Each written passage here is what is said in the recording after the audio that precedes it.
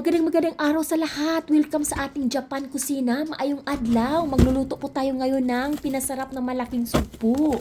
Kagigising lang po natin. Mahirap talaga pag panggabi ang trabaho. Late palagi ang gising. Pagising diretso kaagad sa kusina, mga mamis. Ito ang buhay ng Japan.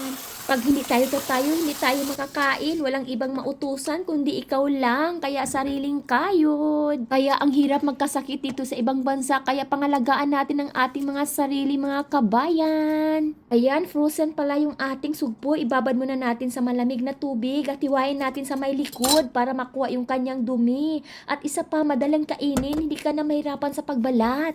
At lagyan na natin ng mga pangpalasa, konting asin, powder garlic, paminta, at budburan natin ng konting cornstarch. At ibabad muna natin ng mga ilang minuto para manunuot talaga yung lasa habang nagpapainit tayo ng olive oil.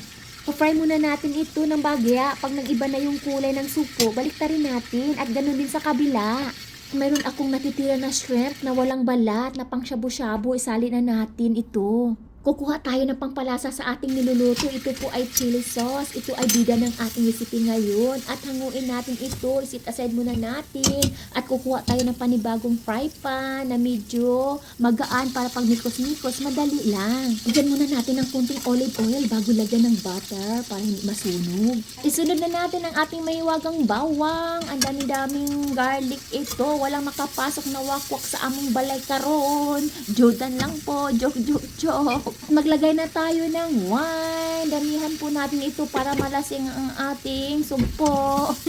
Wala namang wine, pwede din tubig at soda para hindi malasing ang ating sugpo.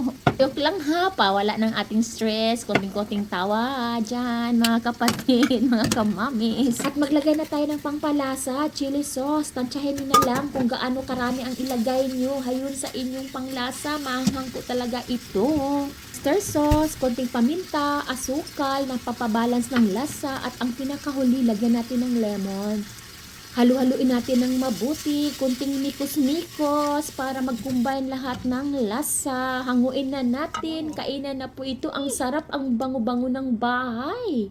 Dami-dami po ang naluto natin. Yung hobby ko, isa or dalawa lang ang kakainin, no? Titikim lang po iyon. May high blood po kasi.